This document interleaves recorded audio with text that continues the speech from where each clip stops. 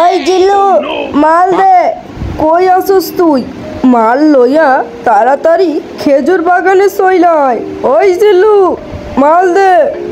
উস্তাদ, মাল তো শেষ হয়ে গেছে। মালের বোতল একদম খালি। এই দেখেন, আপনার শব্দও নাই, ঝনঝনানি নাই ওস্তাদ মাল। ওই জিল্লু, কই আসুস তুই? আমারে ক, আমি এখনই আমার বুমবুমটা সাইরা তোর কাছে এক পলকে চইলা আইতাছি। ওই জিল্লু, মাল দে। ওস্তাদ, মাল তো শেষ হয়ে গেছে। আমি তখন আমার বাসায় শুইয়া রইছি। জিল্লু, আমি আইতাছি, তুই মাল নিয়ে গেটের কাছে দাঁড়া।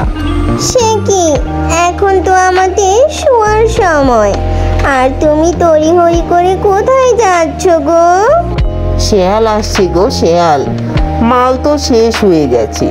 কাল রাতে তো 2 বোতল আমি খেয়েই শেষ করে দিয়েছি, কিন্তু এখন তো আমাকে বারবার বলছে এই জিল্লু মাল দে মাল দে।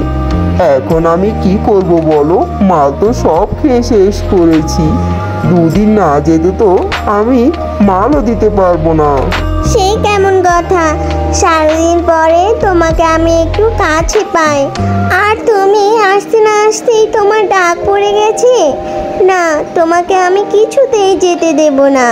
তুমি এখন আমার সাথে শুয়ে থাকবে। আহা গিন্নি, ডাকাত শেয়াল যে আমাদের বাড়ির উঠোনে এসে পড়বে আর এক্ষুনি আমাকে ডাক দিবে। এই শিয়াল ডাকাতকে একটা উচিত শিক্ষা দিতে হবে। তুমি কোনো চিন্তা করো না, ওকে আজ আমি, মাল তো দূরে থাক, এমন উচিত শিক্ষা দেব ও যেন জীবনে তোমাকে আমার কাছ থেকে নিতে না আসে। ও গিন্নি, কি বলছো কি?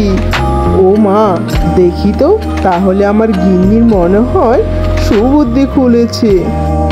চল আমার পাগলা ঘোড়া, চল চল চল, ধপাস ধপাস ধপাস করে জিল্লুর বাড়ি চল। জিল্লুর বাড়ি থেকে আমি মদ খাবো ভরে।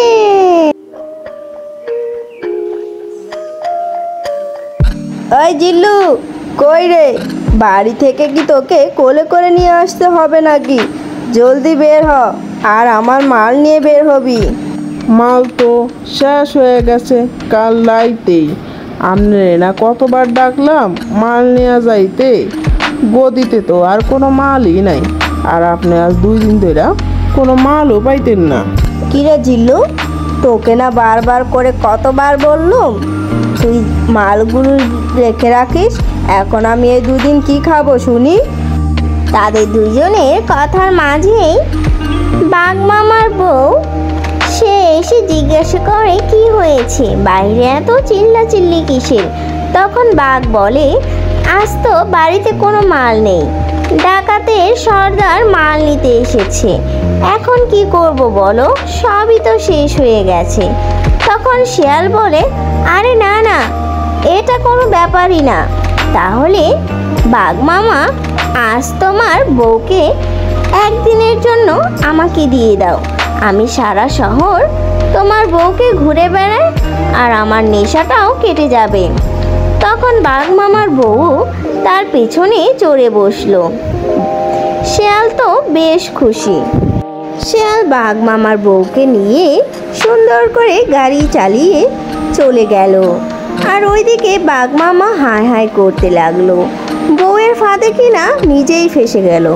তাই বাঘ মনের দুঃখে গান শুনছিল আর মদের বোতল টানছিল, আর বলল, এ কি হলো সর্বনাশ, নিজের সুন্দরী বউকে নিয়ে গেল ডাকাতের দল।